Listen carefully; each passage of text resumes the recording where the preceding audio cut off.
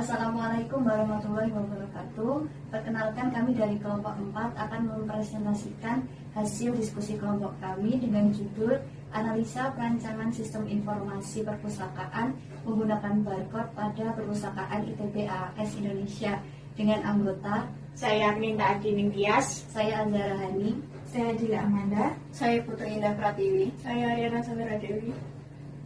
Latar belakang dari perancangan sistem kami adalah satu, transformasi digital. Di era perkembangan zaman saat ini, teknologi sangat banyak digunakan.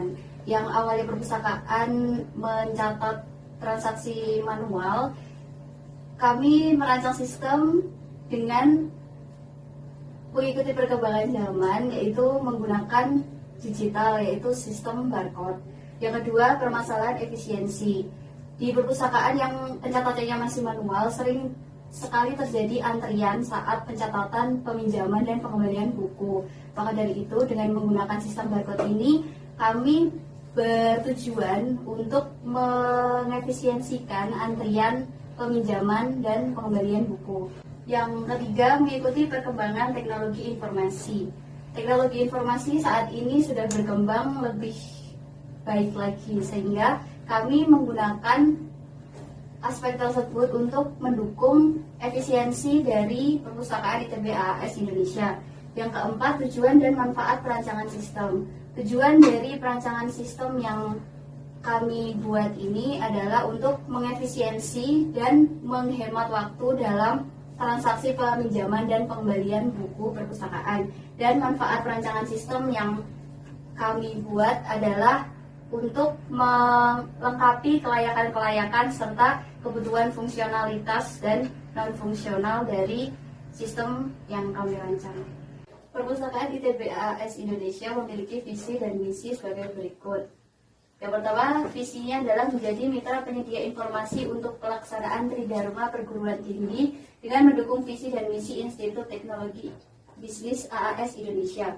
Kemudian visinya ada 5, yaitu yang pertama, menyediakan pelayanan dan pemberdayaan koleksi bahan pustaka. Yang kedua, memberikan akses informasi secara cepat, tepat, dan akurat kepada pengguna.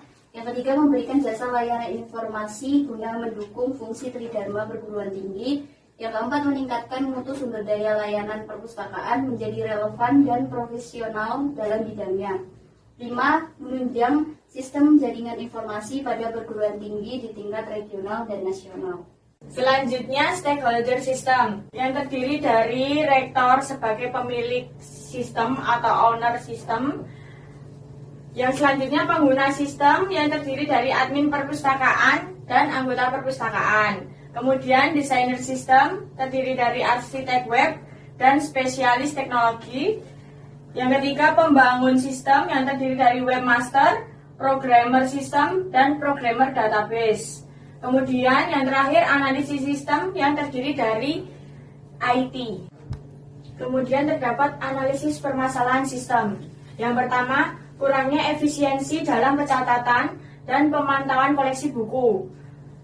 Untuk permasalahan tersebut, kami memiliki solusi, yaitu integrasi sistem perpustakaan untuk mengelola secara komprehensif pencatatan, pemantauan, dan pelaporan koleksi buku. Yang kedua, proses transaksi manual dan lama. Solusi dari permasalahan tersebut yaitu penggunaan teknologi barcode untuk mengautomatisasi dan mempercepat proses identifikasi koleksi perpustakaan. Yang ketiga, pengelolaan data koleksi perpustakaan manual dan rentan terhadap kesalahan. Dengan solusi menggunakan sistem barcode untuk otomatisasi peminjaman dan pengembalian koleksi, mengurangi resiko kesalahan manusia. Dan yang terakhir, pelayanan perpustakaan kurang efektif.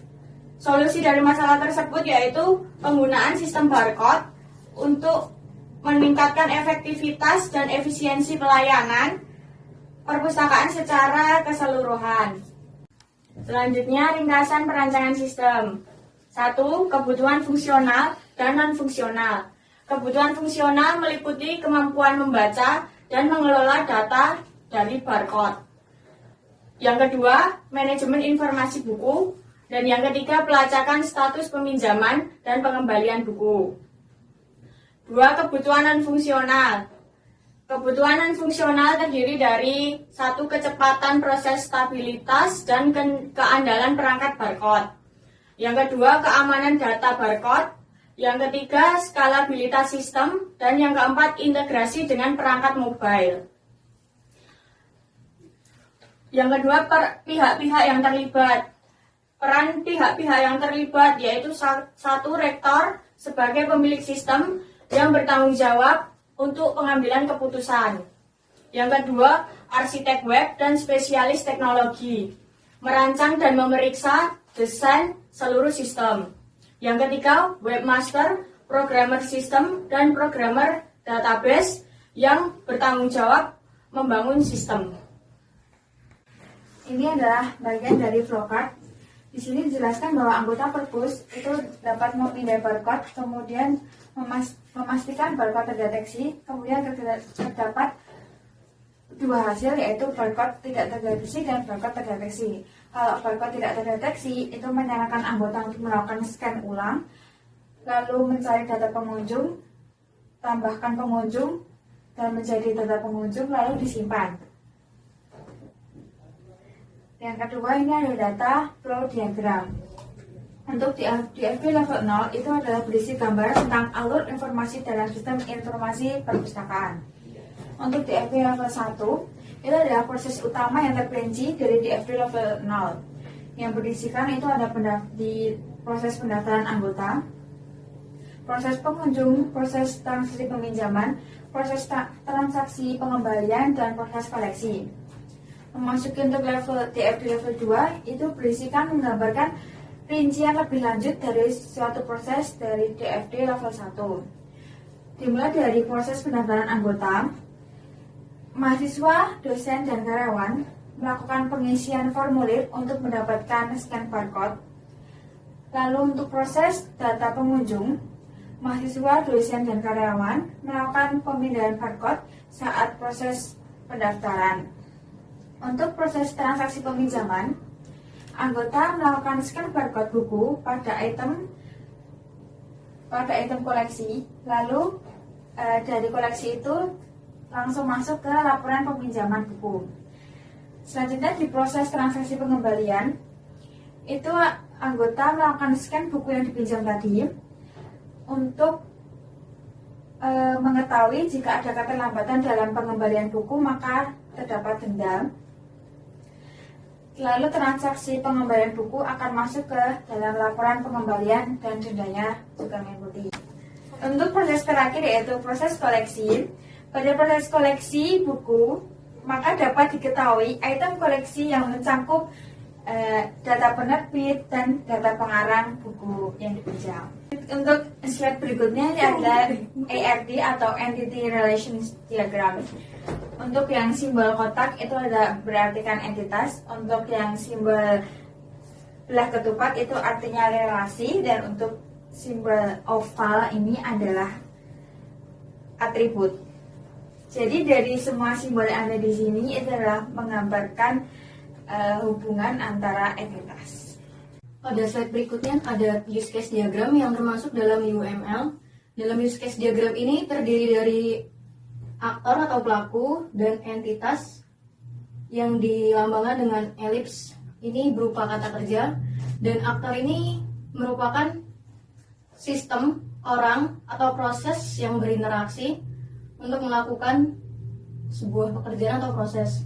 Di use case diagram yang kita rancang di sini, anggota perpus itu sebagai aktor dan petugas perpus juga sebagai aktor. Dan berikutnya di sini sudah tertera beberapa macam kata kerja atau proses. Berikut contoh dari penggunaan use case diagram yang kami rancang. Dari yang nomor 3 di sini ada scan barcode pengunjung. Di sini anggota perpus sebagai aktor yang terdiri dari dosen, karyawan, serta mahasiswa melakukan scan barcode pengunjung yang kemudian nantinya akan langsung terekap di laporan data pengunjung. Berikut ini ada activity diagram yang dijelaskan di sini ada scan barcode pengunjung masih berrelasi dengan yang sebelumnya. Simbol ini menjelaskan tentang mulai dengan aktornya, anggota perpustakaan melakukan scan barcode, kemudian sistem melakukan pengecekan barcode yang disertai dengan keputusan apakah pengecekan itu terdeteksi atau tidak. Jika terdeteksi, maka akan langsung tersimpan ke data tabel pengunjung. Jika tidak, maka sistem akan memerintahkan untuk scan ulang barcode. Pada slide berikutnya ini ada kelas diagram. Di sini dijelaskan pada kolom pertama ini adalah kelas-kelas yang didefinisikan.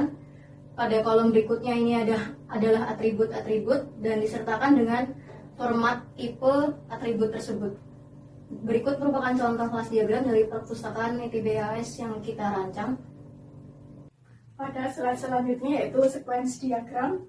Contohnya yaitu scan barcode pengunjung. Aktornya anggota perpus melakukan scan barcode, kemudian sistem akan mencocokkan barcode dengan data.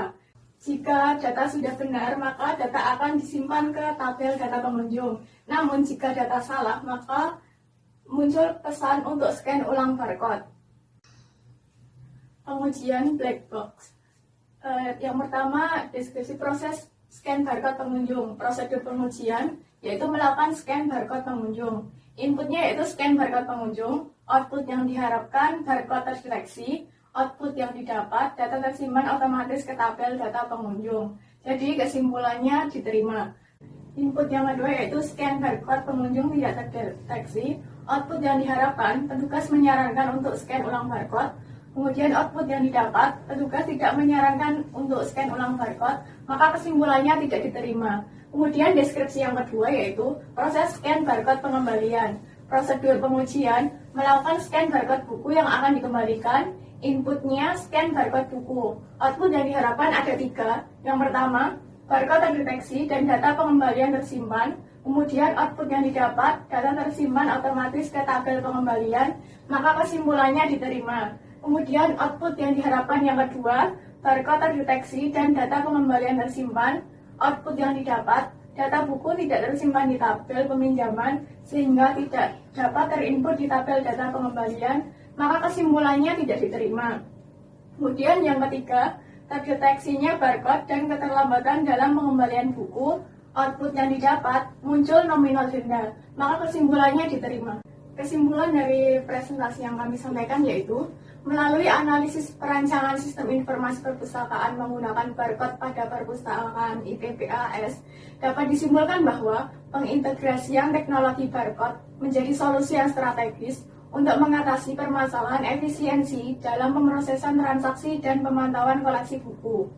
Dalam konteks ini, melibatkan berbagai stakeholder dengan peran masing-masing menjadi kunci untuk mencapai keberhasilan implementasi sistem. Sekian presentasi dari kelompok kami. Apabila ada salahnya, kami mohon maaf. Terima kasih. Gemala. Thank you. Arigato. Suwon.